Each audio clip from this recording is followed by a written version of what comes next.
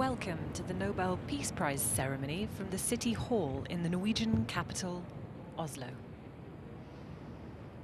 This year the prize goes to Nihon Hidankyo, the Japanese organization founded by survivors of the atomic bombings of Hiroshima and Nagasaki in 1945. It's only the second time that the Nobel Peace Prize has been awarded to a Japanese recipient.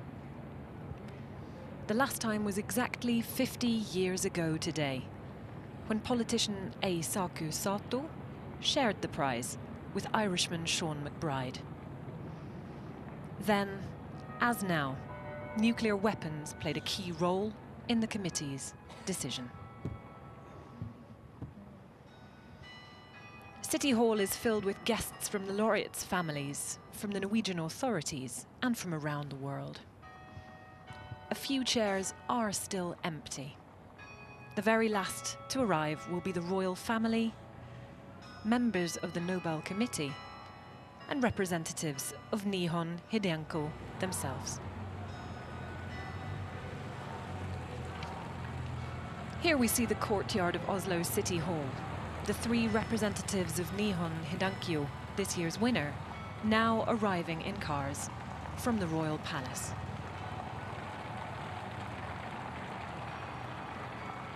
Those receiving the prize come from an audience at the palace, in line with tradition. The King, Queen, Crown Prince and Crown Princess will arrive a little later and are always the last to enter City Hall before the ceremony begins.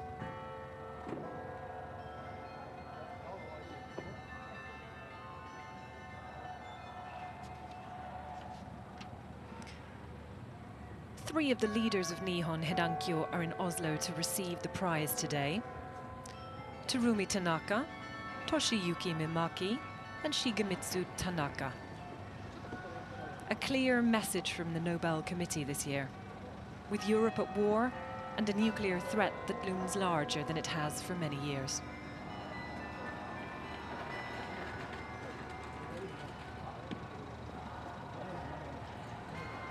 Here we see them met by the chair of the Nobel Committee, Jørgen Vatne Frydnes.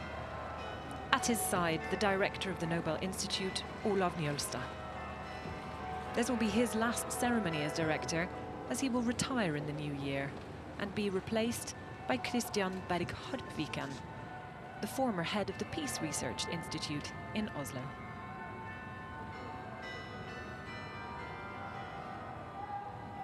Nihon Hidankyo was started in 1956, 11 years after the devastating atomic attack on Japan at the end of World War II.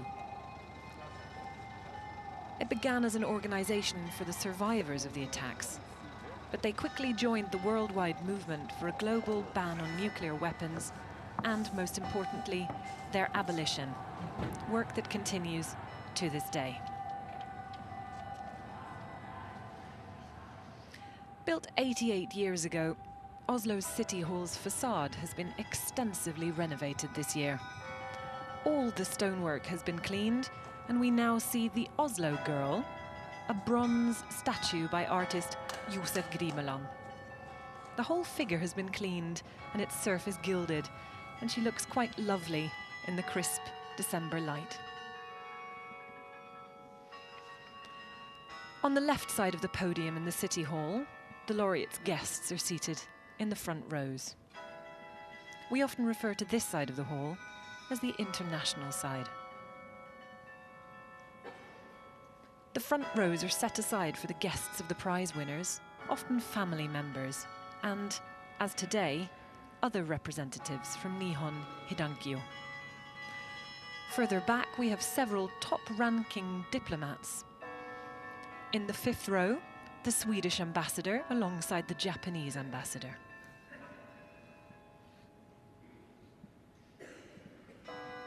Interestingly, given this is a prize for the anti-nuclear movement, the ambassadors from several nuclear powers are also present.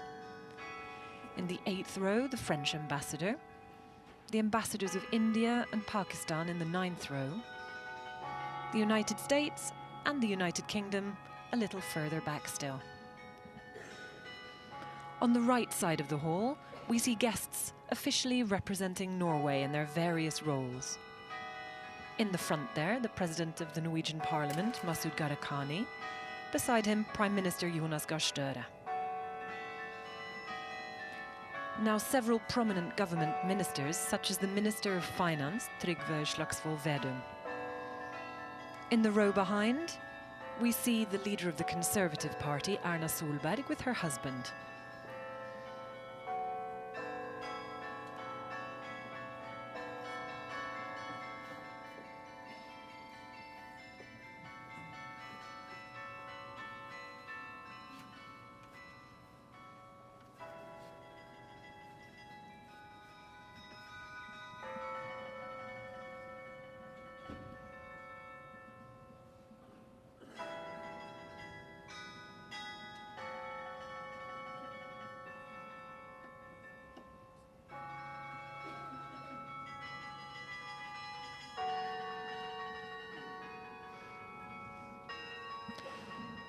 There's always some excitement about the flower arrangements in City Hall, and this year is no exception.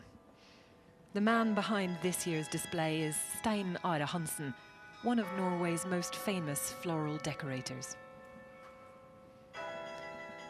We see a foundation of dried Japanese knotweed, a bronze-brown colour. The decorations feature gold leaf, recalling the colour of the prize itself, and the main flower is the large red amaryllis, a favourite at Christmas time in Norway and around the world.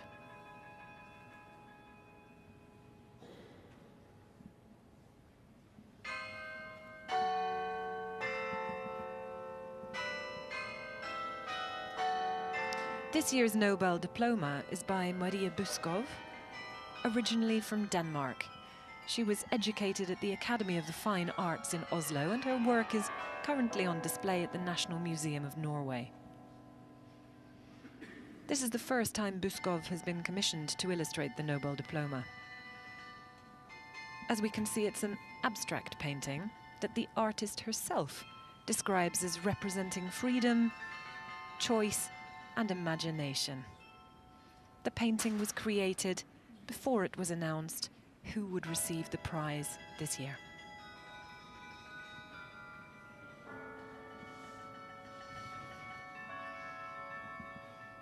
And now we may admire the decorations in this beautiful hall.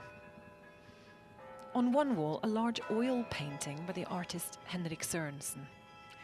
Here we see King Haakon's return to Norway in 1945, welcomed by the future Prime Minister Einar Gerhardsen, often referred to as the father of the nation. In the upper part of the painting, we see the female figure Mercy, giving a golden apple to a child.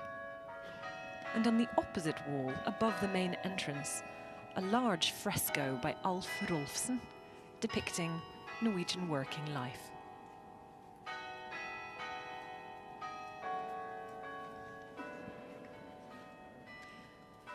Tradition dictates that the prize be awarded here in Oslo on December 10th.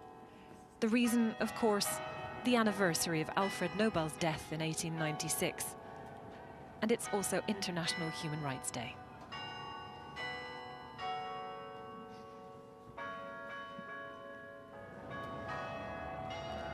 And now, the cars carrying the royal family arriving in the courtyard.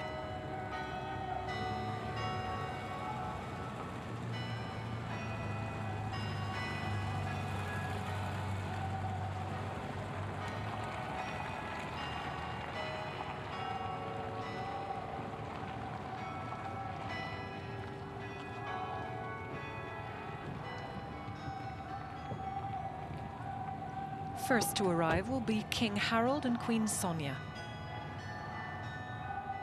followed by Crown Prince Haakon and Crown Princess Mette-Marit. The king here being greeted by Anne Lindboe, Mayor of Oslo.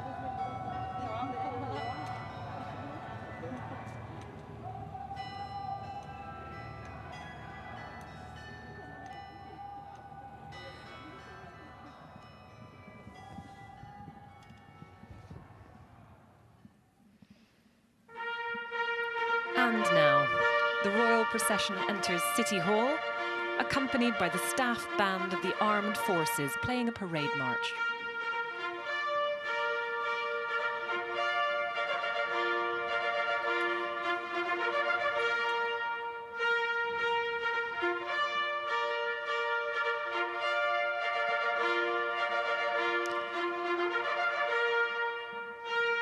The laureates enter the hall now, accompanied by members of the Nobel Committee.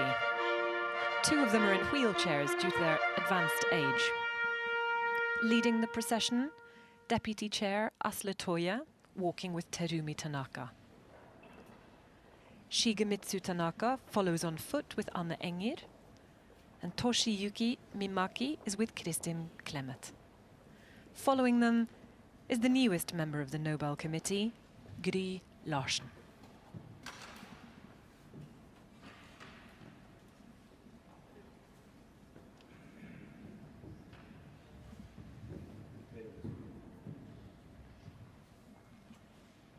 They take their designated places on the podium and will remain standing until the royal family has entered the hall.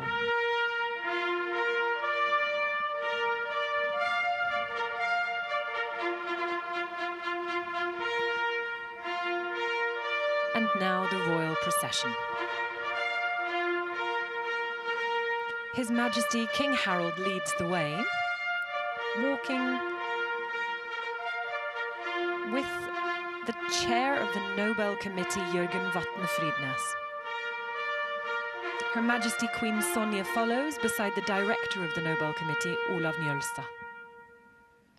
Behind him, His Royal Highness Crown Prince Haakon, together with Her Royal Highness Crown Princess Mette-Marit. Following them, the Mayor of Oslo, Anne Lindboe, and His Majesty the King's military staff.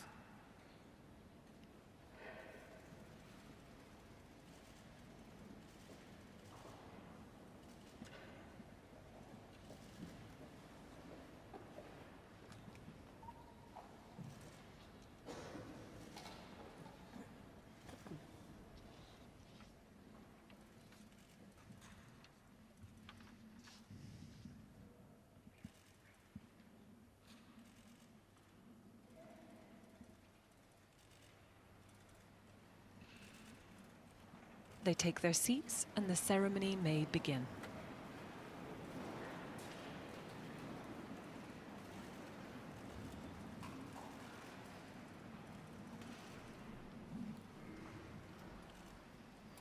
We begin with music. Soprano Mari Eriksmoen will be the first to perform the piece Morgen, Tomorrow by Richard Strauss, arranged by Thomas Nettle. She will be accompanied by a string quartet.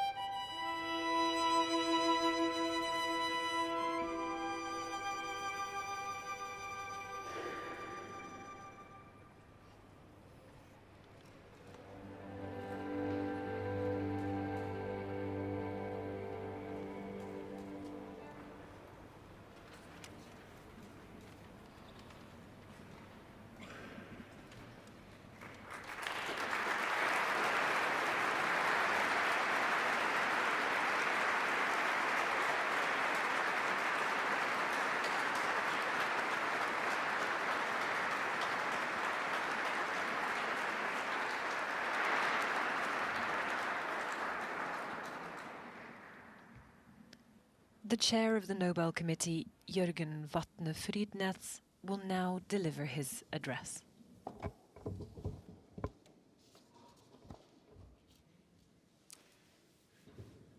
Your Majesties, Your Royal Highnesses, esteemed laureates, excellencies, distinguished guests, ladies and gentlemen. There lies before us, if we choose, continual progress in happiness, knowledge and wisdom. Shall we instead choose death because we cannot forget our quarrels? We appeal as human beings to human beings. Remember your humanity and forget the rest. If you can do so, the way lies open to a new paradise. If you cannot, there lies before you the risk of universal death. Bertrand Russell, Albert Einstein, and other prominent intellectuals from around the world posed these questions to humanity in 1955. Their famous manifesto highlighted the dangers of nuclear war and urged global leaders to seek peaceful ways of resolving international conflicts. Today we must ask ourselves once more, have we remembered our humanity? Have we chosen a path towards the light, or are we still on the road to destruction and death? Russell and Einstein composed their manifesto 10 years after 2 American atomic bombs killed an estimated 120,000 inhabitants of Hiroshima and Nagasaki. A comparable number died of burn and radiation injuries in the ensuing months and years. The Japanese cities were almost entirely destroyed, resulting in social and economic collapse. Many of the nearly 650,000 survivors have struggled with psychological trauma and physical suffering. They have been silenced, neglected, and stigmatized. They have had to fight not only for their economic rights, but for simple acknowledgement for the hardship they have endured. Nihon Hidankyo, a grassroots movement of atomic bomb survivors from Hiroshima and Nagasaki, is receiving the Nobel Peace Prize for 2024 for its efforts to achieve a world free of nuclear weapons and for demonstrating through witness testimony that nuclear weapons must never be used again. This year's Peace Prize to Nihon Hidankyo joins a distinguished list of peace prizes that the Norwegian Nobel Committee has previously awarded to champions of nuclear disarmament and arms control. These laureates have worked in different ways to reduce the threat by nuclear weapons. 13 Nobel Peace Prizes have been awarded in full or in part for peace efforts of this kind. On each occasion, the Norwegian Nobel Committee has warned against the menace of nuclear weapons. This year, that warning is more urgent than ever before. As 2025 approaches, the world is entering in what many analysts characterize as a new, more unstable nuclear age. The role of nuclear weapons in international politics is changing. The nuclear powers are modernizing and upgrading their arsenals. New countries appear to be preparing to obtain nuclear weapons. Key arms control agreements are expiring without being replaced, and threats to use nuclear weapons in ongoing warfare have been made openly and repeatedly. It is perhaps necessary to remind ourselves just what nuclear weapons are. The most destructive weapon the world has ever seen. Today's nuclear weapons, and there are more than 12,000 of them, have far greater destructive power than the 2 bombs used against Japan in 1945. They could kill millions of us in an instant, injure even more, and disrupt the climate catastrophically. A nuclear war could destroy our civilization. Although the shadow of nuclear weapons continue to loom over the world, we gather here today in a spirit of hope. For there is a point of light that we must recognize. It is the fact that no nuclear weapons has been used in war since 1945. In response to the atomic bomb attacks of World War II, a global movement arose whose members have worked tirelessly to raise awareness about the catastrophic humanitarian consequences of using nuclear weapons. Gradually, an international norm developed that stigmatizes the use of nuclear weapons as morally unacceptable. This norm is often referred to as the nuclear taboo, a term coined by the political scientist Nina Tannenwald, who is present here today.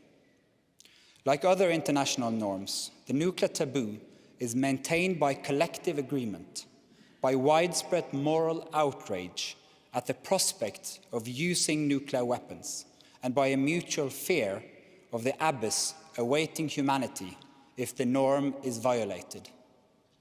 But the taboo is fragile, and it becomes more so with the passage of time. We therefore need reminding. Nihon Hirankyo and the Hibakusha, the survivors of the atomic bomb attacks on Hiroshima and Nagasaki, have never wavered in their efforts to erect a worldwide moral and legal bulwark against the use of nuclear weapons. Their role in establishing the taboo is unique. Their personal stories humanize history, lifting the veil of forgetfulness and drawing us out of our daily routines. They bridge the gap between those who were there and we others, untouched by the violence of the past. They are living reminders of what is at stake.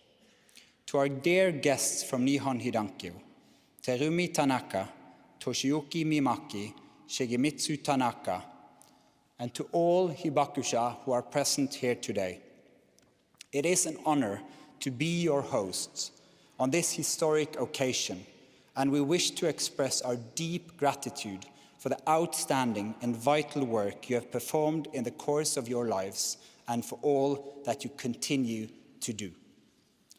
You did not resign yourself to victimhood. You defined yourselves as survivors. You refused to sit in terror as the great powers led us through long periods of nuclear armament. You stood tall and shared your unique personal testimony with the entire world. A light in the darkest night, a path forward. You give us hope. Decade after decade, your stories, your educational work, and your urgent warnings against the proliferation and the use of nuclear arms have helped to promote and consolidate widespread opposition to these weapons around the world. You help us to describe the indescribable, to think the unthinkable, and to somehow grasp the incomprehensible pain and suffering caused by nuclear weapons. You have never given up. You're a symbol of resilience. You are the light the world needs. I am 40 years old, belong to a generation in Norway with no direct experience of war. I grew up after the end of the Cold War, when democracy seemed unstoppable and nuclear disarmament realistic. My generation lived through an optimistic bubble in history. That time is over. For more than half of my working life, I have dealt with the consequences of terror and experienced the cruel aftermath of young lives being brutally torn away. Working with pain, sorrow, and trauma, I've learned to recognize the power of stories and of memories. The way we remember violent or traumatic historical events, both individually and collectively, determines whether and how we move forward as a society or remained trapped in the past. Not just individuals, but entire societies, current and future, are shaped by trauma. It is our duty not to forget.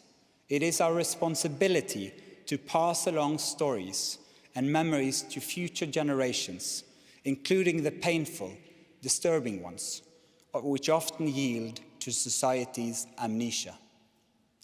Governments and rulers often have a need to move on. In many cases, this is because somebody wants to avoid being held to account. For people not directly affected, forgetting may also be a matter of comfort. It spares us the distress of entering into the suffering of others, and thus of needing to care. Those who are directly swept up in violent events may find it hard to talk about their own suffering. After traumatic experiences, many survivors have both a fear of their own memories and a fear of forgetting. As we are gathered here today, the Nobel Prizes in medicine, physics, chemistry, and literature are being presented in Stockholm. While this year's Peace Prize laureate is Nihon Hidankyo, the recipient of the Nobel Prize in Literature is the South Korean novelist Han Kang. Her writings about trauma and memory are part of the reason she was selected for the award. She has said, "I believe that trauma is something to be embraced rather than healed or recovered from. I believe that grief is something which situates the space of the dead within the living, and that through repeatedly revisiting that place, through our pained and silent embrace of it over the course of a whole life, life is, perhaps paradoxically, made possible." Memories can imprison us, cut us off, prevent us from moving on, but they can also be a catalyst for new life, a safeguard against forgetfulness, and a tool for honoring those who have suffered. Memory work can be an act of resistance, a force for change. For this, we need all our institutions of memory, history writing, documentation, and education, as well as personal testimony, literature, and art. The Norwegian Nobel Committee today honors all survivors who, despite physical suffering and painful memories, have chosen to use their costly experience to cultivate hope and engagement for peace.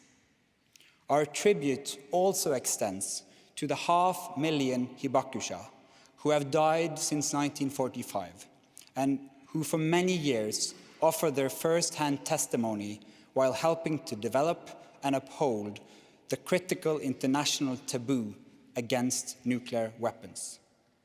One day, the hibakusha will no longer be among us as witnesses to history. But with a strong culture of remembrance and a continued commitment, younger generations in Japan and elsewhere are carrying forward the experience and the message of the witnesses. They too have inspired and educated people around the world. But they must not bear this responsibility their own. We all have a duty to fulfill the mission of the hibakusha. Their moral compass is our inheritance. It is now our turn.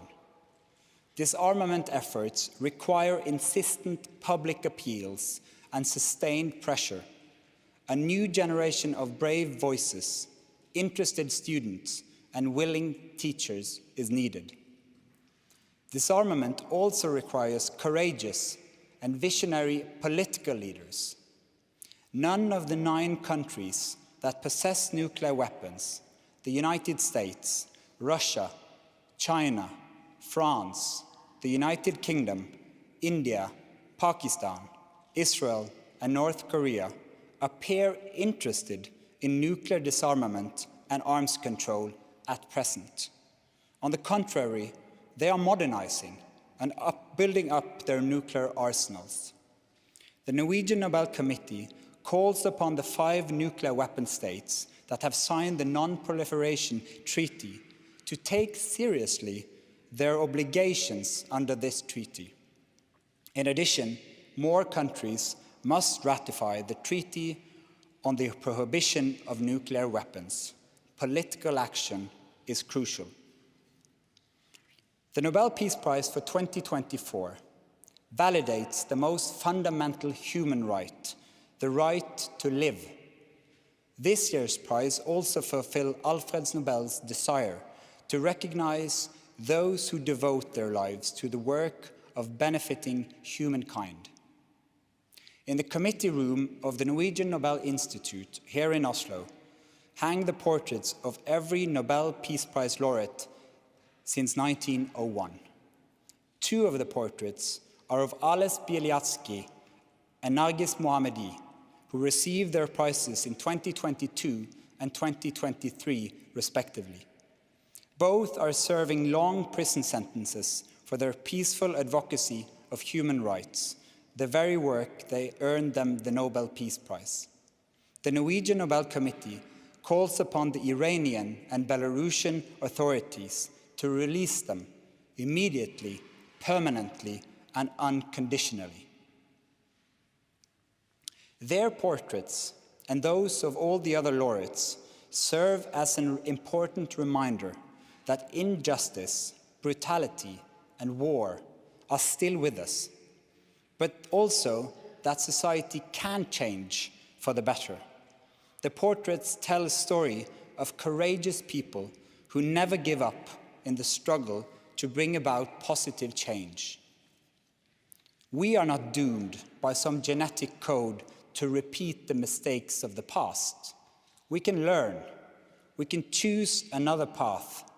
We can raise our children to believe in a shared human destiny. We can listen to Russell and Einstein and remember our humanity. The path towards a world free of nuclear weapons remains long. We will see progress and setbacks, but that does not mean the vision cannot eventually become reality.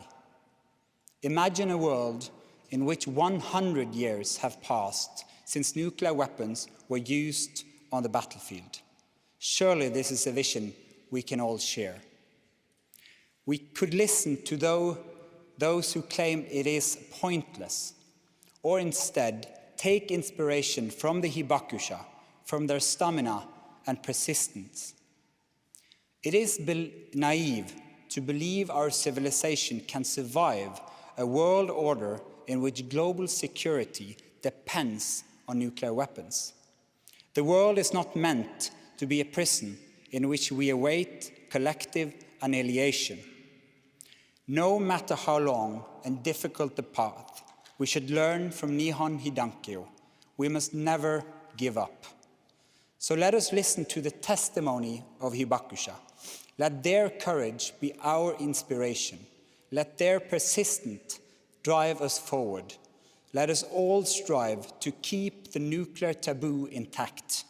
Our survival depends on it. Thank you.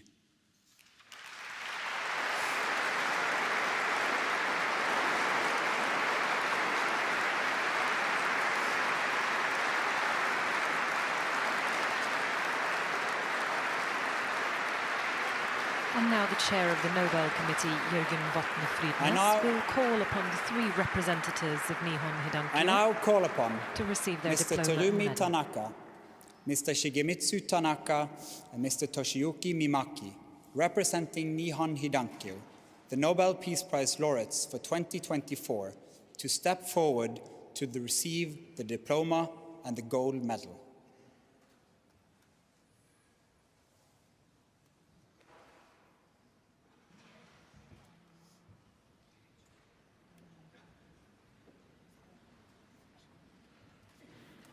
And here we see the 3 representatives of Nihon Hidankyo receive their diploma and medal.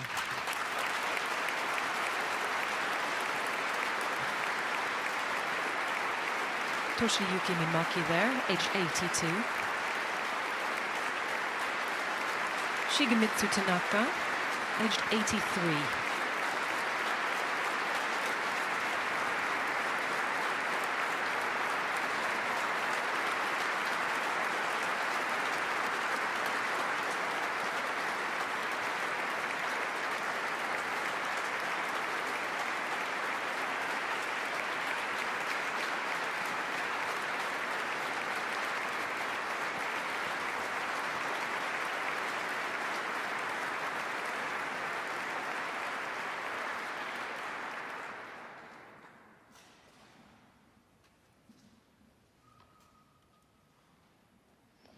The Peace Prize 2024 goes to an organisation that is nearly 70 years old.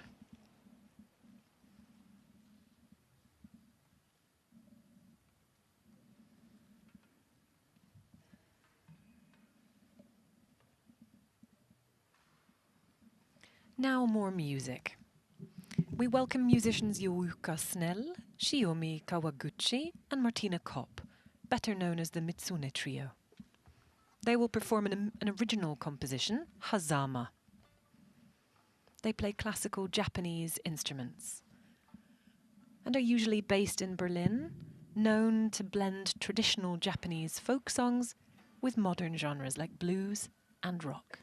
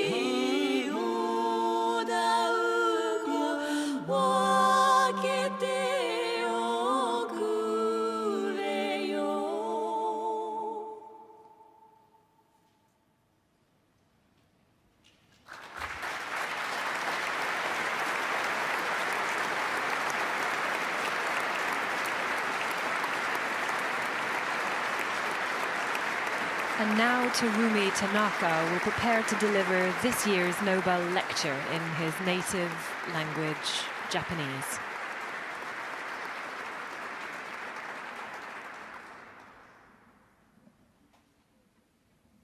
I now call upon Mr. Terumi Tanaka to deliver the Nobel Peace Prize lecture 2024 on Nihon Hidankyo's behalf.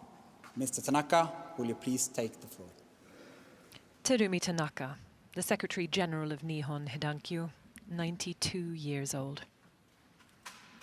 He was only 13 years old when Nagasaki was bombed, and he lived 3 kilometers from the explosion site.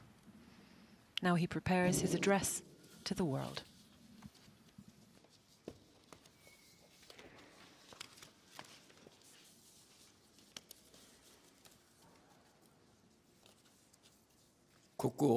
Your Majesties, Your Royal Highnesses,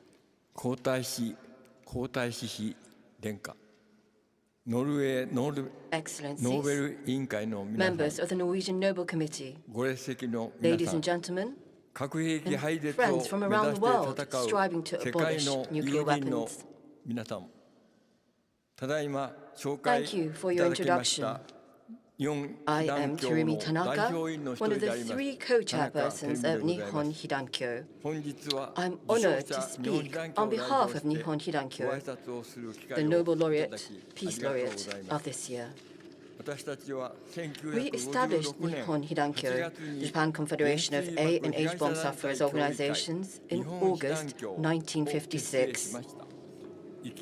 Having ourselves survived the inhumane impacts of atomic bombings, damage unprecedented in history, we launched this movement to ensure such suffering would never be repeated with 2 basic demands. The first demand is that the state which started and carried out the war should compensate victims for the damage caused by the atomic bombs, in opposition to the Japanese government's assertion that the sacrifice of war should be endured equally by the whole nation. The second is to demand the immediate abolition of nuclear weapons as extremely inhumane weapons of mass killing, which must not be allowed to coexist with humanity.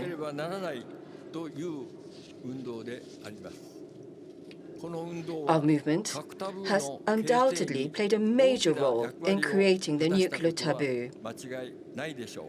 However, there still remain 12,000 nuclear warheads on the Earth today, 4,000 of which are operationally deployed, ready for immediate launch. The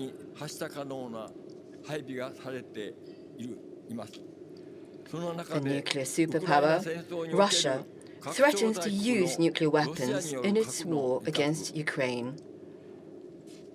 And a cabinet member of Israel, in the midst of its unrelenting attacks on Gaza in Palestine, even spoke of the possible use of nuclear arms. In addition to the civilian casualties, I am infinitely saddened and angered that the nuclear taboo threatens to be broken. I am one of the survivors of the atomic bombing of Nagasaki. At the time, I was 13 years old, at home, around 3 kilometers east of Ground Zero. It was 9th of August, 1945. I suddenly heard the buzzing sound of a bomber jet. It was soon after, engulfed in a bright white light. And surprised, I ran downstairs and got down on the floor, covering my eyes and ears with my hands. The next moment, an intense shockwave passed through our entire house. I have no memory of that moment, but when I came to my senses, I found myself under a large glass sliding door. And it was a miracle that none of the glass was broken, and I was somehow spared injuries.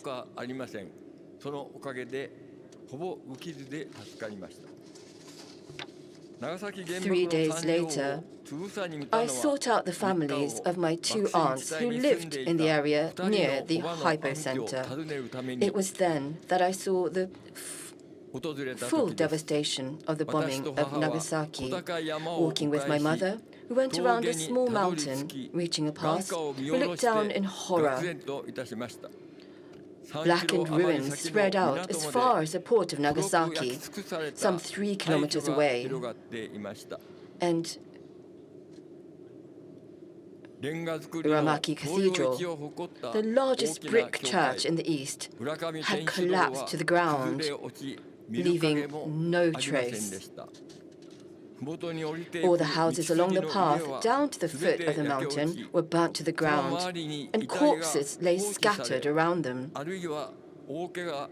Many people who were badly injured or burned but still alive were left unattended,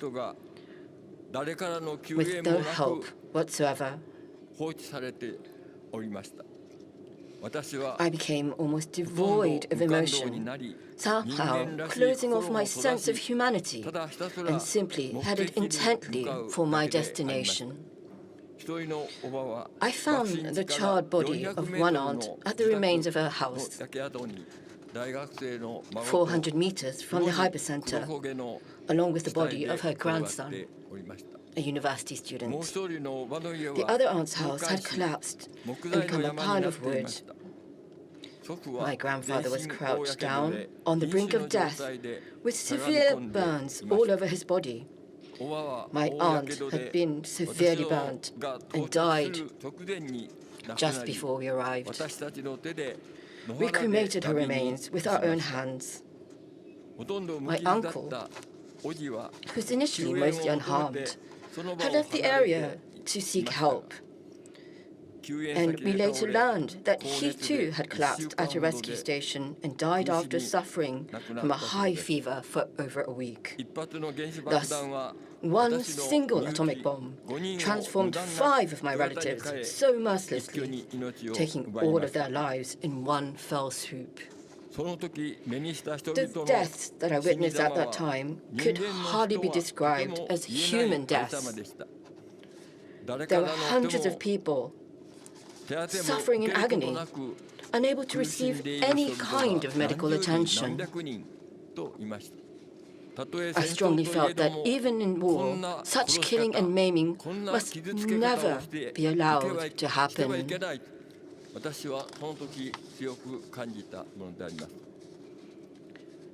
The Nagasaki bomb exploded 600 meters above the city. 50% of the energy released caused shockwaves that crushed houses. And 35% caused heat rays that severely burned people who were outside and ignited fires throughout the collapsed houses. Many people were crushed and burned to death inside their homes. The remaining 15% penetrated the human body as neutron and gamma rays, destroying it from the inside out, leading to death and causing atomic bomb sickness.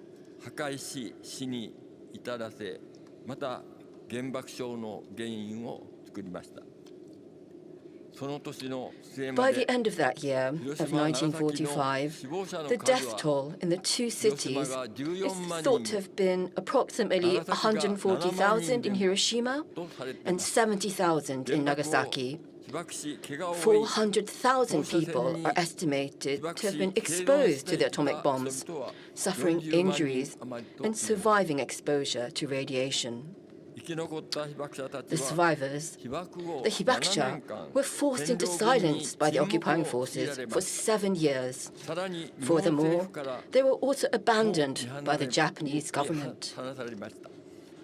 Thus, they spent more than a decade after the bombings in isolation, suffering from illness and hardship in their lives, while also enduring prejudice and discrimination. The United States hydrogen bomb test at Bikini Atoll on March 1, 1954, resulted in the exposure of Japanese fishing boats to deadly radioactive fallout, or the ashes of death.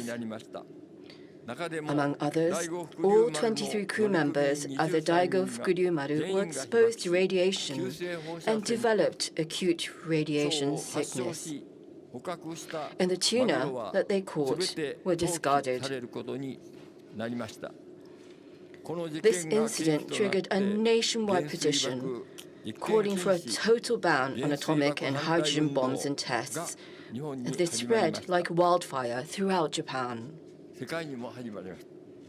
and also throughout the world. This gained over 30 million signatures, and in August 1955, the first World Conference against atomic and hydrogen bombs was held in Hiroshima. This was followed by the second conference in Nagasaki the following year. And encouraged by this movement, A-bomb survivors who participated in the World Conference formed the Japan Confederation of A and H bomb survivors organizations Nihon Hidankyo on August 10, 1956, in the city of Nagasaki. In our founding declaration, Nihon Hidankyo expressed its determination to save humanity from its crisis through the lessons learned from our own experiences, while at the same time saving ourselves. We launched a movement demanding both the abolition of nuclear weapons and state compensation for the atomic bomb damage suffered. Our initial campaign resulted in the enactment of the A-bomb sufferers' medical care law in 1957. However, the content of the law was limited. Besides issuing atomic bomb survivor certificates and providing free medical examinations, medical expenses would be paid only for illnesses recognized as atomic bomb related by the Minister of Health and Welfare. In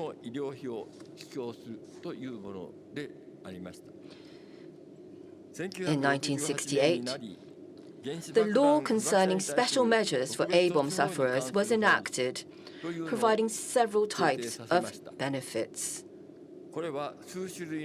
However, this was only as part of the social security system, and demands for state compensation remained refused.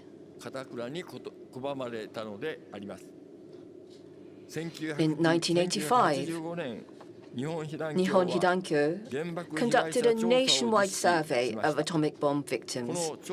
This revealed that the damage inflicted on the A-bomb victims had impacted their lives, bodies, minds, and livelihoods. Their lives had been stolen. They had suffered physical and psychological scars. And they struggled to work because of illness and because of prejudice. The results of the survey strongly supported the basic demands of the A-bomb survivors, reinforcing their determination that no one in the world should again be allowed to experience the horrific suffering that they themselves had gone through. In December 1994, the law concerning relief to atomic bomb survivors, the A-bomb Survivors Relief Law, was enacted, combining the former two laws. However, no compensation was provided for the hundreds of thousands of deaths, and to this day, the Japanese government has consistently refused to provide state compensation, limiting its measures to radiation damage only. And let me repeat again, for those who lost their lives in the atomic bombs, the Japanese government has made no compensation whatsoever. This is the reality, and I wish to draw your attention to this. And for many years, these laws did not apply to A-bomb survivors living abroad, regardless of their nationality. Korean hibakusha, who were exposed to the atomic bombings in Japan and returned to their home countries, as well as many hibakusha who emigrated to the United States, Brazil, Mexico, Canada, and other countries after the war suffered both from diseases unique to hibakusha and from a lack of understanding by others of the damage caused by the A-bomb. Nihon Hidankyo worked in solidarity with the associations of A-bomb survivors formed in each country, and both in law courts and through joint actions, we urged the government of Japan to act, which led to the provision of almost the same support for the A-bomb survivors abroad as those in Japan. Our movement has continued to call for the immediate elimination of nuclear weapons, urging our own government, the nuclear weapon states, and all other states to take action. In 1977, an international symposium on the damage and after effects of the atomic bombing of Hiroshima and Nagasaki was held in Japan under the auspices of NGOs associated to the United Nations.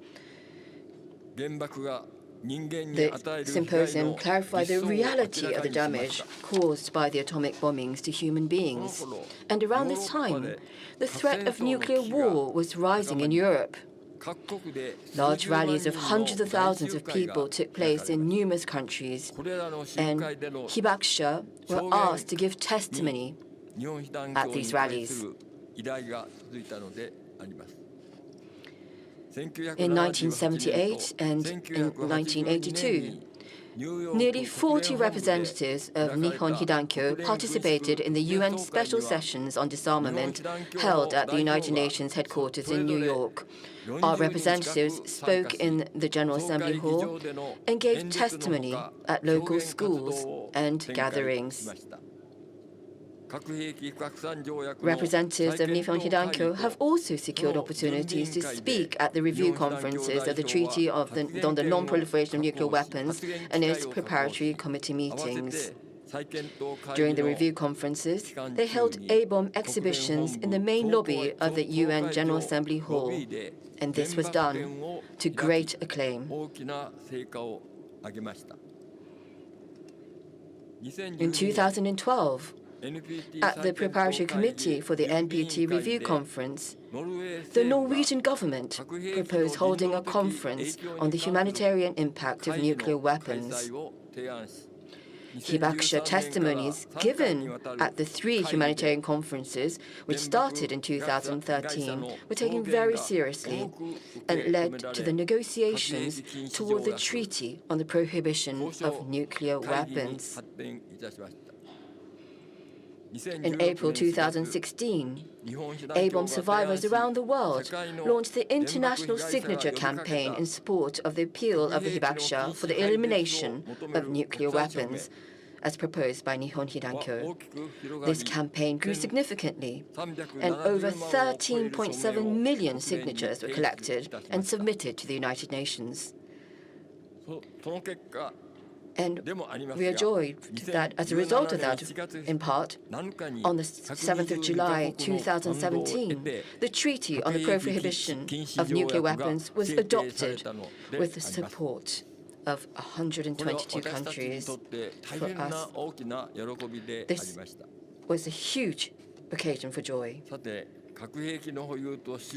It is the heartfelt desire of the hibakusha that, rather than depending on the theory of nuclear deterrence, which assumes the possession and use of nuclear weapons, we must not allow the possession of a single nuclear weapon. Please try to imagine for a moment. There are 4,000 nuclear warheads ready to be launched immediately. This means that damage hundreds or thousands of times greater than that which happened in Hiroshima and Nagasaki could happen right away. And at any time, any one of you here could either become a victim or a perpetrator. I therefore plead for everyone around the world to discuss together what it is that we must do to eliminate nuclear weapons and demand actions from governments to achieve this goal. The average age of the A-bomb survivors is now 85. And 10 years from now, there may only be a handful of us able to give testimony as first-hand survivors. From now on, I hope that the next generation will find ways to build on our efforts and develop the movement even further.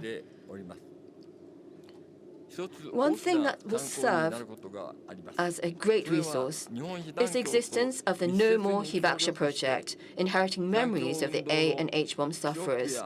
This non-profit organization has worked closely with Nippon Hidankyo to preserve records of Hibakusha, the records of the Hibakusha movement, the testimonies of A-bomb survivors, as well as the activities of Hibakusha organizations in various parts of Japan. For nearly 15 years since its formation, this organization has endeavored persistently to preserve and manage an archive of the grassroots movements of Hibakusha, their testimonies, and the activities of Hibakusha organizations in different localities. I hope that the association will take a major step forward in the movement to make use of these materials externally. I'm hopeful that it will become an organization that takes action, devoting its efforts to the dissemination of the reality of the atomic bombings. And furthermore, I strongly hope that it will expand its activities, not only within Japan, but also internationally. To achieve further universalization of the treaty of the prohibition of nuclear weapons and the formulation of an international convention which will abolish nuclear weapons, I urge everyone around the world to create opportunities in your own countries to listen to the testimonies of A-bomb survivors. And please feel with deep sensitivity the true inhumanity of nuclear weapons. In particular, I hope that the belief that nuclear weapons cannot and must not coexist with humanity will take firm hold among citizens of nuclear weapon states and their allies, and that this will become a force for change in the nuclear policies of their governments. Let not humanity destroy itself with nuclear weapons. Let us work together for a human society in a world free of nuclear weapons and free of wars. Thank you for your kind attention.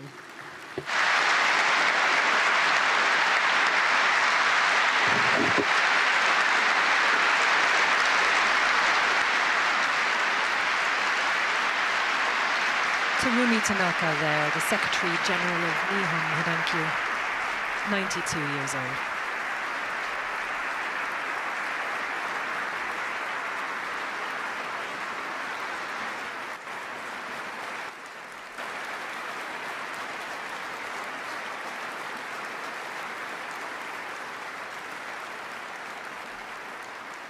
And now it's time for today's third and final musical performance, which should be quite a highlight.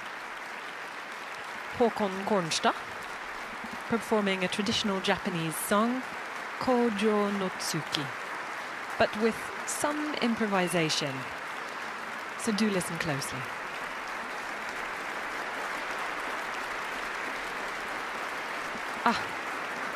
And a sudden standing ovation for Terumi Tanaka.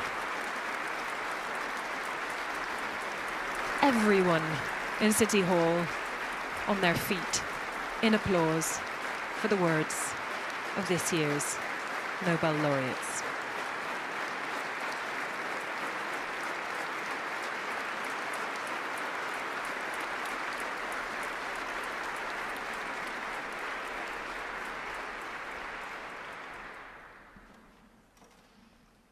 And now for the music. Kojo no Tsuki with some improvisation. So do listen and enjoy.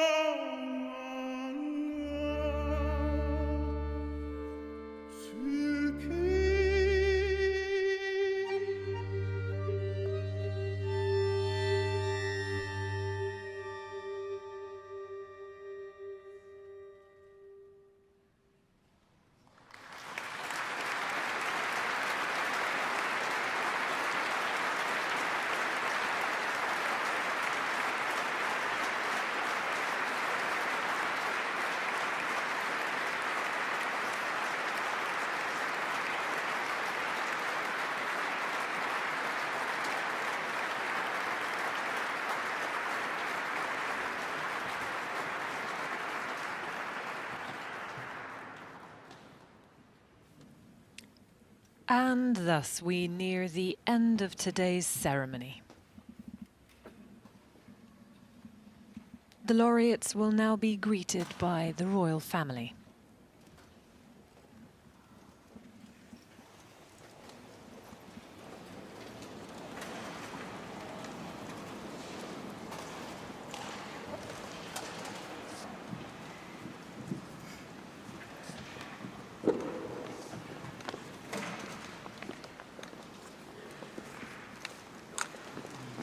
The king, shaking the hand of Terumi Tanaka, Secretary General of Nihon Hidankya.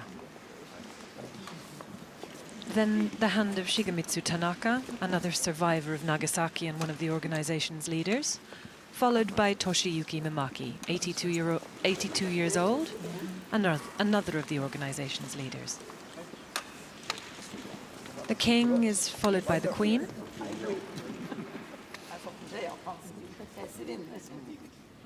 who also greets members of the Nobel Committee.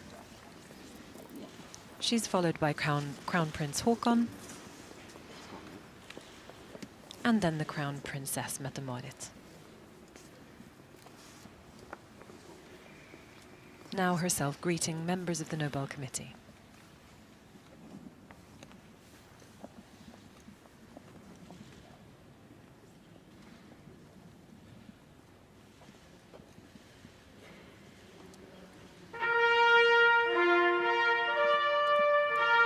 The Royal Norwegian Navy Band plays a parade march as the guests now begin to file out of Oslo City Hall. First, as always, the King and Queen, accompanied by the chair of the Nobel Committee, Jørgen Vatne Frydnes, and the director of the Nobel Institute, Olav Njølstad. Following them, the Crown Prince and Crown Princess, the Mayor of Oslo, and the King's military staff. We now hear the City Hall's famous bells sounding out across the city, and the laureates will be the next to exit, together with the members of the Nobel Committee.